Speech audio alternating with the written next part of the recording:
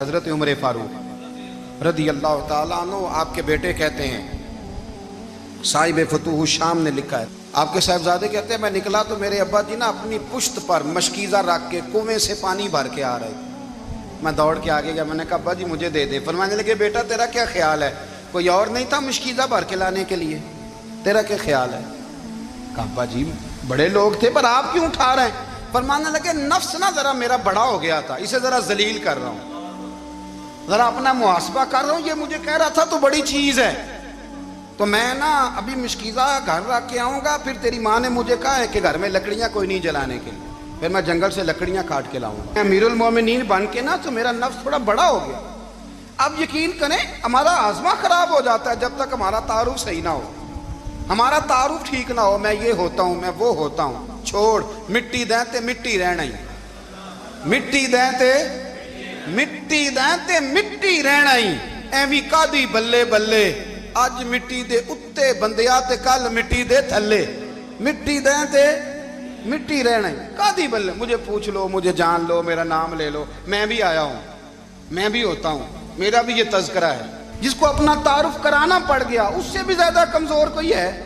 Photo میں دکھاتا پھرتا ہے فلانے کے ساتھ فوٹو، فلانے تو کمزور بندے یہ کام کر۔ حضرت عمر فاروق اللہ اکبر، حضرت عمر جیسا بندہ 24 لاکھ مربع میل کا حکمران، اور شاہ روم کو خط لکھ کے کہتا ہے میں منت نہیں کرتا میں حکم دیتا ہوں، اتنا تگڑا بندہ۔ جنگ قادسیہ کے لیے حضرت سعد بن ابی وقاص کو بھیجا، فتوح الشام پڑھ کے دیکھیں۔ حضرت عمر بڑے پریشان ہیں، اتنے دن ہو گئے کوئی رپورٹ ہی نہیں آئی، اب تو موبائل ہے نا، ایک ایک منٹ کی رپورٹ لیں آپ، بلکہ آپ ایک ایک منٹ کی فوٹو لیں، آپ رپورٹ تو دور رہ گئی۔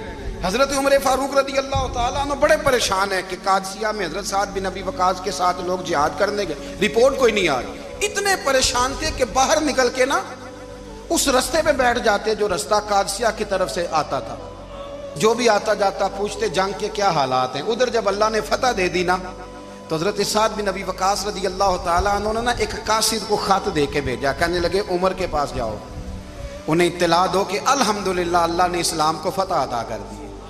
یہ حضرت عمر کو جا کے دینا، وہ بڑے پریشان ہوں گے۔ وہ جو اس زمانے میں اس طرح ہوتا تھا کہ کئی دور دور سے صحابہ جو دوسرے شہروں کے ملکوں کے رہنے والے ہوتے تھے وہ بھی آ کے شامل ہو جاتے تھے جہاد میں، کوئی ایک دفعہ مدینے آیا، کوئی 2 دفعہ آیا، پھر اپنے اپنے علاقوں میں بہت سارے لوگوں نے زیادہ دفعہ حضرت عمر کو دیکھا بھی نہیں تھا۔ وہ جو قاصد خط لے کے آیا تھا نا اس نے ایک آدھ دفعہ دیکھا تھا، حضرت عمر بوڑھے ہو گئے، وہ پہچانتا نہیں تھا، ادھر سے وہ خط لے کے آ گیا۔ حضرت عمر مدینے سے باہر نکل کے اس روڈ پہ بیٹھے تھے جو قادسیہ سے آتا تھا، جب اس آدمی کو آتے دیکھا تو حضرت عمر اٹھ کے کھڑے ہو گئے، فرمانے لگے قادسیہ سے آ رہے ہو؟ وہ کیا کہتا ہے؟ پھٹے پرانے کپڑے، ٹوٹے ہوئے جوتے، سر پہ پرانی پگڑی، کہنے لگے غلام مدینے کے رہنے والے ہو؟ حضرت عمر کہنے لگے ہاں مدینے کا ہوں۔ کہا میں قادسیہ سے آیا ہوں، الحمدللہ اللہ نے اسلام کو فتح دے دی ہے، الحمدللہ کفر کی کمر ٹوٹ گئی ہے۔ اس نے یہ بات کر کے تو گھوڑے کو ایڑی لگائی، گھوڑا دوڑنے لگا مدینے کے، حضرت عمر بھی ساتھ ساتھ دوڑ رہے، فرمانے لگے اچھا بتاؤ خالد بن ولید کا کیا حال ہے؟ تھوڑا آگے جا کے فرمانے لگے اسامہ بن زید کیسے ہے؟ وہ کہتے ہیں ٹھیک ہے۔ پھر اس نے اور گھوڑا، عمر ساتھ ساتھ دوڑ رہے ہیں، ساتھ ساتھ 24 لاکھ مربع میل کا حکمران، ایک جوتا پیر سے نکل گیا، عمر دوڑ رہے ہیں۔ آگے جا کے پوچھتے ہیں سعد بن ابی وقاص کا کیا حال ہے؟ کہ حضور وہ بھی ٹھیک ہے۔ کتنے لوگ میرے شہید ہو گئے مسلمانوں میں سے؟ کہنے لگا صحیح گنتی کا نہیں پتا، یہ لفظ ادا ہوتے ہوتے مدینے کی سرحد آ گئی۔ لوگوں نے عمر کو گھوڑے کے ساتھ دوڑتے دیکھا تو کہا امیر المومنین کیوں دوڑ رہے ہیں؟ وہ غلام چھلانگ لگا کے نیچے آیا، قدموں میں بیٹھ گیا، کہنے لگا حضور آپ نے بتایا ہی نہیں آپ امیر المومنین ہیں۔ آپ فرمانے لگے کیا بتاتا؟ میں تو اونٹ چرانے والے کا پتر ہوں، کیا بتاتا؟ وہ عمر ہوں جس نے اپنے گناہوں کا حساب دینا ہے، کیا بتاتا؟ جو سعد بن ابی وقاص کو جہاد پہ بھیج کے خود بزدلوں کی طرح گھر میں بیٹھا ہے، کیا بتاتا؟ کوئی حیثیت نہیں، کوئی تار، تو نے اچھا کیا، تو مجاہد تھا، مجھے ساتھ ساتھ دوڑایا، تو نے اچھا کیا۔ جتنے لوگ تھے چیخیں مار کے رونے لگے۔ حضرت فاروق اعظم سے کہنے لگے عمر جب تک تیرے جلوے رہیں گے اللہ کامیابیاں ہی عطا فرمائے گا، جب تک تیرا رنگ رہے گا اللہ تعالیٰ نوازتا ہی رہے گا، कुछ नहीं, कभी अपना आप जाहिर ही नहीं किया। बहुत बड़े थे, बहुत बड़े थे हजरत उमर, बड़े थे। हजरत अबू राफे गुलाम थे, कुरान पाक बड़ा सोना पढ़ते थे। हजरत उमर जब भी उन्हें मिलते कहते अबू राफे तो उमर से अच्छा है, कुरान बड़ा शानदार पढ़ता है। तो वो कहते हुजूर अगर मैं कुरान सही पढ़ता हूँ तो आपको कुरान की तशरीह ज़्यादा सही आती है, आप भी तो मुझसे अफजल हैं। तो आप फरमाते नहीं, फिर भी तो मुझसे अफजल है। क्यों? इसलिए कि तू अपने आका की नौकरी भी ठीक करता है और रब की इबादत भी ठीक करता है, और मुझे खाली सिर्फ इबादत करनी होती है, वो भी ठीक नहीं कर पाता। सारी जिंदगी अपना मुहासबा, सारी जिंदगी अपने गिरेबान में देखा, सारी जिंदगी अपने आप को परखा, अपने आप को टटोला। 62 साल उम्र बीत गई। हजरत हुज़ाफा बिन यमान एक सहाबी थे, मेरे नबी करीम अलैहिस्सलाम ना उनसे राज की बातें करते थे। हर बंदे का आज़मा ठीक नहीं होता, सबसे राज की बात नहीं करनी चाहिए। हजरत हुज़ाफा बिन यमान कहते हैं हुजूर राज की बातें बताते। मदीना मुनव्वरा में जो मुनाफिकीन थे उनकी लिस्ट भी नबी पाक ने हजरत हुज़ाफा बिन यमान को दी थी। जब कोई मशकूक आदमी मर जाता ना तो सहाबा कहते हम देखते अगर हजरत हुज़ाफा ने जनाजा पढ़ा है तो हम भी जनाजा पढ़ लेते। नबी पाक ने भी कुछ जनाजे नहीं पढ़े, तिरमिजी में है, फरमाया उस्मान से जो बुग़्ज़ रखे उसका जनाजा नहीं पढ़ेंगे। हजरत हुज़ाफा बिन यमान अगर जनाजा पढ़ते तो लोग पढ़ते, वो ना पढ़ते तो लोग जनाजा ना पढ़ते। हजरत हुज़ाफा बिन यमान कहते हैं जनाब उमर फारूक की खिलाफत के आखिरी अय्याम थे, कुछ दिनों के बाद वो शहीद हो गए। फरमाते आधी रात का वक्त था, मैं घर में सोया था बड़ा बेफिक्र, अचानक मेरे दरवाजे पे दस्तक हुई, मैं घबरा के उठा, इतनी रात को कौन आया? कहते हैं कुर्बान जाऊं, दरवाजे पे गया तो अमीरुल मोमिनीन फारूक आजम दरवाजे पे। मैंने कहा उमर कोई हुक्म था तो मुझे बुला लेते। कहने लगे मैं ना अमीर बन के नहीं आया, तेरा वीर बन के आया हूं। अमीरुल मोमिनीन की हैसियत से सरकारी काम से बुलाता तो वहां बुलाता, मुझे एक जाती काम पड़ गया। कहते मैंने उमर को घर की अंदर बुला के चारपाई पे बिठाया, मैंने कहा हुजूर मैं गरीब आदमी, मैं क्या आपके काम आ सकता हूं? तो कहते उन्होंने ना मुझे साथ बिठा लिया, फिर मेरा हाथ पकड़ लिया, कहने लगे तू उमर को जानता है? उमर झूठ नहीं बोलता। तू जानता है? उमर वादों का पक्का है। कहा हुजूर जानता हूं।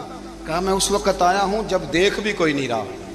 हजरत हुज़ाफा बिन यमान कहते हैं परेशान हो गया, हुजूर पहेलियां ना बुझवाए, मेहरबानी कर बताएं किधर आए हैं। हजरत उमर फारूक फरमाने लगे 62 साल का हो गया हूं, 63 में चल रहा है, दाढ़ी सफेद हो गई है, फल पक गया, उठ फरीदा सुत्या, दाढ़ी आ गई पूर, अग्गा नेड़े आ गया, पिछा रह गया दूर। अब ना अब कब्र अशर का मामला साफ नजर आने लगा है। कहा हुजूर मुझसे क्या चाहते हैं? हजरत उमर रो पड़े, कहने लगे आज मैं इशा के बाद निकला हूं तो नबी पाक के सहाबा मुझे नेक कह रहे थे, फिर मैंने बच्चों की माँ से और बच्चों से भी पूछा है, वो भी मुझसे राजी हैं। पर हुज़ाफा तेरे साथ नबी पाक राज की बातें करते थे, सच बता कहीं उमर का नाम मुनाफिकों में शामिल तो नहीं? सच बता उन मुनाफिकीन में तो शामिल नहीं, कहीं ऊपर ऊपर से तो नहीं सारा कुछ?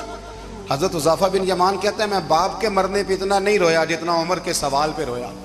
मैं कदमों में बैठ गया, मैंने कहा नहीं उमर ये तो मैंने नहीं सुना, लेकिन ये मैंने नबी पाक से ज़रूर सुना है कि मेरे बाद अगर कोई नबी होता तो उमर इब्ने खत्ताब होता। ये मैंने अपने कानों से सुना है कि उमर जिस गली से गुजरे शैतान रास्ता बदल जाता है। ये मैंने अपने कानों से सुना है कि 950 साल हजरत जिब्रील जनाब उमर की शान बयान करें तो फिर भी बयान नहीं हो सकता। ये मैंने ज़रूर सुना। दोस्तों सारी ज़िंदगी हजरत उमर ने अगर दूसरों का मुहासबा किया तो अपना और अपने बच्चों का भी कड़ा ख्याल रखा, अपनी ज़ात पर बड़ी तवज्जो दी। जो लोग अपना भूल जाते हैं ना, हमें अपनी सेहत का बड़ा ख्याल है लेकिन अपनी रूहानी ज़िंदगी का कोई ख्याल नहीं है, कल्बी ज़िंदगी का कोई तसव्वुर नहीं है। आप यकीन करें मोटा आदमी कमज़ोर होने के लिए जद्दोजहद कर रहा है, कमज़ोर ताकतवर होने के लिए, लेकिन जिसको कितने दिन बीत गए अल्लाह रसूल की याद में रोया ही नहीं, कितने दिन बीत गए ना सुनने को दिल ही नहीं चाहा, जिसे महीनों बीत गए और कुरान पाक की तरफ नज़र ही नहीं गई, वो फिक्रमंद ही नहीं। ज़िंदगी जिंदा दिली का नाम है, मुर्दा दिल क्या खाक जिया करते हैं। भाई हज़रत उमर की ज़िंदगी दौरे हाज़र में हमें यह सबक देती है कि कड़ी निगरानी रखो अपने पौधों की, کڑا خیال رکھو اپنے ذاتی باغ کا، اور یہ جو تمہارے دل کی دنیا ہے، یہ تمہاری روح کی زندگی ہے، اس کا محاسبہ کرتے رہو۔ نبی کریم علیہ السلام نے فرمایا اپنا حساب خود کر لو قبل اس کے کہ تمہارا حساب کیا جائے۔ اپنا حساب، ہم ساری دنیا کا حساب کرتے پھرتے ہیں، کوئی کہاں سے کماتا ہے کہاں کھاتا ہے، پر اپنا حساب حضور نے فرمایا حساب کر لو قبل اس سے کہ تمہارا حساب۔ مولا علی فرماتے ہیں نماز پڑھ لو قبل اس کے کہ تمہاری نماز پڑھی جائے۔ اپنا محاسبہ کریں، تھوڑا سا نا اوپر دائیں بائیں دیکھنے کی بجائے تھوڑی سی گردن جھکا کے نا، درویش کہتے ہیں برے بندے نو میں لبن ٹریا تے جگ تے ملیا نہ کوئی، اپنے اندر چاتی پائی تے میتھوں برا نہ کوئی۔ حضرت عمر فاروق رضی اللہ تعالیٰ عنہ نا باہر والوں کا بھی بڑا سخت حساب کرتے تھے۔ بڑا ایک گورنر صاحب نے لباس بڑا شاندار پہننا شروع کر دیا تھا، تو حضرت عمر نے اتروا کے نا تو انہیں ٹاٹ کا لباس پہنا کے تو اونٹ چرانے کی ڈیوٹی دے دی تھی۔ اتنا سخت احتساب کرتے تھے۔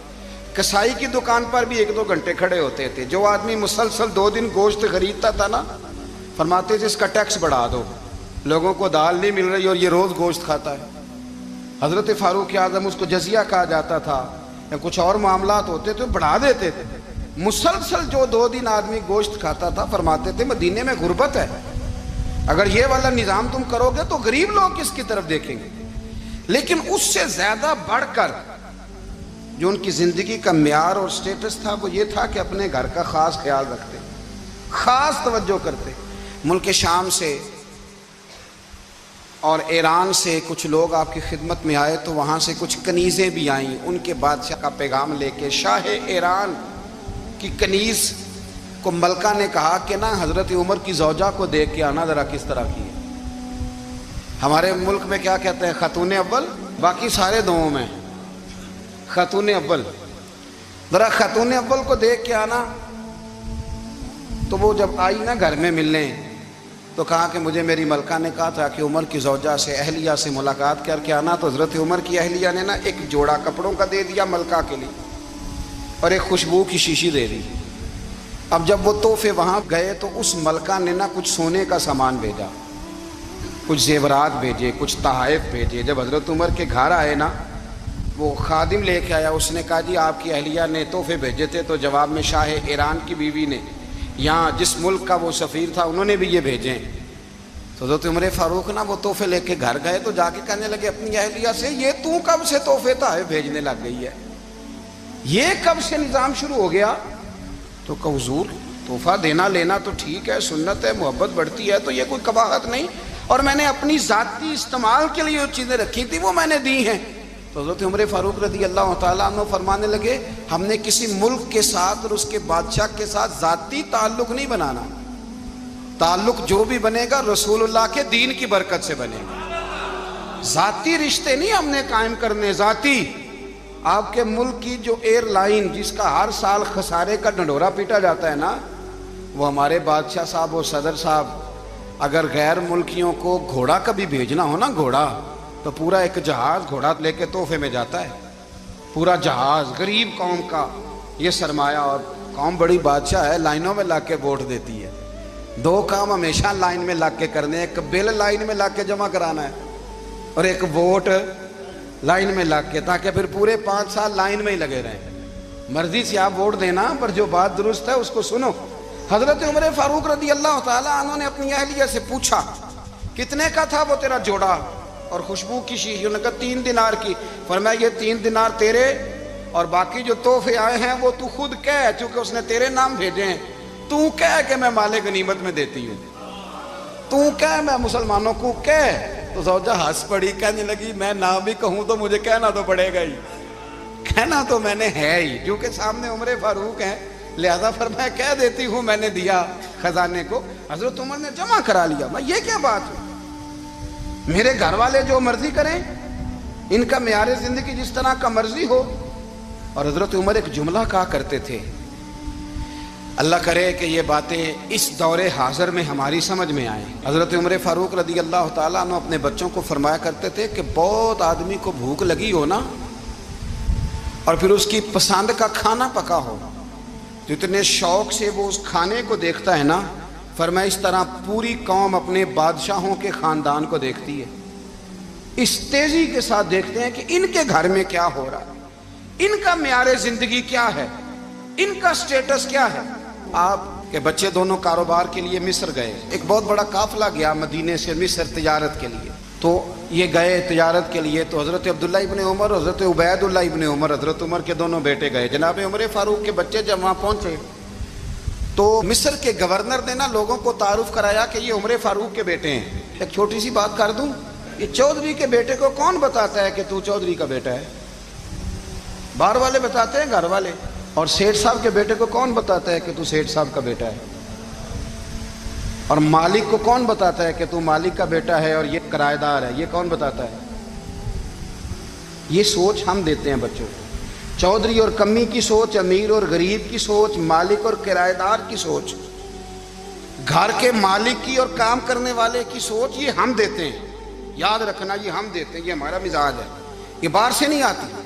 تو کوئی شہزادہ ہے، تو سیٹھ ہے، تو نواب ہے، یہ سوچ باہر سے نہیں آتی۔ یہ اماں سوچ دیتی ہے، اماں، یہ ابا سوچ دیتا ہے۔ اور پھر جب تباہی اترتی ہے تو اس کے ذمہ دار بھی باہر والے نہیں ہوتے، گھر والے ہوتے ہیں، گھر والے۔ ہمارے بچوں کی طبیعتوں پر زیادہ نقش باہر والوں کا نہیں ہوتا، گھر والوں کا ہوتا ہے، یاد رکھیے گا۔ حضرت عمر فاروق رضی اللہ، بچے ہیں، شہزادے ہیں، وہ کاروبار کرنے گئے اور وہاں بتایا گورنر صاحب نے کہ یہ فاروق اعظم کے بچے، امیر المومنین کے۔ لوگوں نے ان سے زیادہ مال خریدا، تجارت میں زیادہ نفع ہوا۔ ظاہر ہے کہ وہ آپ کے جو اللہ خیر کرے حکمران ہیں، ان کے کاروبار کتنے ملکوں میں ہیں، کس بنیاد پر ہیں؟ وہ صرف اس بنیاد پر کہ وہ حکمران رہے، ان کے لیے آسان تھا بڑے لوگوں سے تعلقات بنانا۔ حضرت عمر فاروق رضی اللہ تعالیٰ عنہ کے بچے ڈھیروں مال کما کے جب واپس آئے نا، تو حضرت عمر سے آ کے بچوں نے بطور محبت کا، ابا جی اللہ نے بڑا ہی فضل کیا ہے، بڑا مال کمایا الحمدللہ، یہ دیکھیں کتنا نوازا ہے۔ تو حضرت عمر کہنے لگے سارے قافلے نے اتنا ہی کمایا ہے؟ سارے قافلے نے اتنا ہی کمایا ہے؟ کہ حضور نہیں، سارے قافلے نے اتنا نہیں کمایا، سب کو اتنا نہیں ملا۔ وہ تو وہاں گورنر صاحب نے لوگوں کو تعارف کرایا تھا کہ یہ عمر کے بچے ہیں، تو لوگوں نے پھر ہم سے بڑا ہی خریدا۔ تو حضرت عمر فرمانے لگے ٹھیک ہو گیا، میں بات سمجھ گیا، اس طرح کرو، جو تمہاری اصل زر تھی نا، جو راز تھی، وہ رکھ لو اور باقی سارا مال مال خزانہ میں جمع کرا دو، اس لیے کہ یہ تم نے تجارت نہیں کی، یہ تم نے اپنے باپ کا نام بیچا ہے، یہ تم نے امیر المومنین کے بیٹے ہونے کا فائدہ اٹھایا ہے۔ فرمایا یہ تمہارا نہیں حق، یہ مسلمانوں کا ہے، اس لیے کہ یہ مال تم نے محنت سے نہیں کمایا، یہ باپ کی کرسی کا فائدہ اٹھایا ہے۔ اور فرمایا اگر تم نے مال جمع نہ کرایا تو میں مال بھی لے لوں گا زبردستی اور کوڑے بھی ماروں گا، ڈبل سزا دوں گا، مرضی سے جمع کراؤ گے تو کوڑوں سے بچ جاؤ گے۔ بڑے بیٹے نے تو جمع کرا دیا، تو چھوٹا تھوڑا پریشان ہوا، تو حضرت عبداللہ ابن عمر چھوٹے بھائی کا ماتھا چوم کے کہنے لگے بیٹے چپ کر کے جمع کرا، یہاں بھی فخر کر کے ہم عمر کے بیٹے ہیں، اور قیامت میں بھی فخر کریں گے کہ ہم فاروق اعظم کے بیٹے ہیں۔ یہاں بھی ناز کریں گے اور وہاں بھی ناز کریں گے کہ عمر کے بچے ہیں۔ ہمارے باپ نے خود بھی حلال ہی کھایا ہے، اور جب ہماری کمانے کی باری آئی ہے تو ہمیں حکم بھی حلال کھانے کا دیا۔ بھائی ہمارا مزاج نہیں۔ بچہ جب لے کے آتا ہے 2 لاکھ روپیہ تو کبھی پوچھا کہاں سے آیا ہے؟ جب وہ پہلے دن غلط دوستوں کے پاس جا کے بیٹھتا ہے تو کبھی نکالا گھر سے اسے؟ یہ بہت سارے خمیازے ہمیں اس لیے بھگتنے پڑتے ہیں کہ ہم ابتدا میں سوراخ بند نہیں کرتے، جب اس میں شگاف پڑ جاتا ہے، سیلاب آتا ہے تو ہمیں ہوش آتی ہے۔ حضرت عمر نے اپنے گھر میں نگرانی رکھی، کڑی نگرانی۔ زیادہ نماز گھر میں پڑھتے تھے حضرت عمر، نفلی نمازیں زیادہ کیوں بلا؟ میرے صاحب مجھے حکم دیتے تھے کہ فرض نماز کے علاوہ نمازیں گھر میں پڑھنا، بچوں کو عادت پڑے گی، ذوق پیدا ہوگا، ان کو پتہ چلے گا کہ ہمارے گھر میں 5 وقت کوئی اور کام بھی ہوتا ہے۔ بھائی یاد رکھیں کہ آپ نے اگر سجدہ کرنا ہے تو بچہ لیٹ جائے گا، اسے پتہ کوئی نہیں سجدہ کیا ہے، لیکن جب گھر میں کبھی قرآن ابا جی کھول لینا، میں اکثر کہتا ہوں جب ابا جی کا موڈ بن جائے نا لیکچر دینے کا، وہ گھر میں شروع ہو جاتے ہیں، کہتے ہیں آپ لوگ نماز نہیں پڑھتے اس لیے میرے کاروبار میں برکت کوئی نہیں، تم سویرے قرآن پاک نہیں کھولتے تو میں تباہ ہو گیا ہوں۔ تو میاں آپ نے کب گھر میں قرآن پاک کھولا تھا؟ آپ نے کب نماز پڑھی؟ آپ نے کب گھر کے اندر اللہ رسول کا ذکر کیا تھا؟ آپ نے کب حدیث چھیڑی؟ آپ نے بھی تو گھر کے اندر جب بھی آپ آئے ہیں تو آپ نے وہی کچھ کیا جو دنیا دار کرتے ہیں۔ آپ بھی تو اپنا موبائل لے کے الگ کونے میں بیٹھ گئے. آپ نے بھی تو کہا ہے کہ اب تمہارے چینل ختم, اب میری مرضی والا چلے گا. تو جو آپ نے کیا ہے بچے بھی وہی کام کریں گے. آپ نے بھی گپ شپ لگائی ہے تو وہ بھی لگا رہے ہیں. یہ سمجھ لیں جو کام آپ کریں گے آپ اپنے بچوں کی سیرت میں اس کا جلوہ دیکھ لیں گے. بڑی پکی سی بات ہے کہ آپ کو بچے کی عادتیں دیکھ کے سمجھ آ جائے گی کہ میں بھی یہی کرتا تھا اور یہ بھی. حضرت عمر فاروق رضی اللہ تعالیٰ عنہ وصال فرما گئے تو آپ کے وصال کے بعد حضرت عثمان غنی رضی اللہ تعالیٰ عنہ نے آپ کی ایک بیوہ سے نکاح کیا. حضرت عمر کی ایک بیوہ سے جب وہ آپ کے نکاح میں آئی تو کہنے لگی حضرت عثمان غنی سے کہ حضور نہ تو میں خوبصورت ہوں اور نہ میں جوان ہوں, نہ آپ کی کوئی خدمت کر سکتی ہوں, میرے ساتھ نکاح کرنا سمجھ میں نہیں آیا. کیا شاندار جواب دیا حضرت عثمان غنی نے, کیا خوبصورت جواب دیا. فرمانے لگے میں نے اس لیے نکاح نہیں کیا کہ مجھے تمہارے حسن سے دلچسپی تھی یا تمہاری خدمت کی ضرورت تھی, میں نے تو اس لیے نکاح کیا ہے کہ مجھے بتاؤ عمر فاروق گھر کے اندر اپنے رب کی عبادت کس طرح کرتے تھے, وہ قرآن پاک کس طرح پڑھتے تھے, وہ رویا کیسے کرتے تھے, استغفار کا طریقہ کیا, کس وقت کس انداز میں وہ اپنے رب کو یاد کرتے تھے. اس لیے کہ عمر کئی دفعہ گھر سے آتا تھا تو میں اس کے چہرے پر نور دیکھا کرتا تھا, میں روشنی دیکھتا تھا, ایک معیار دیکھتا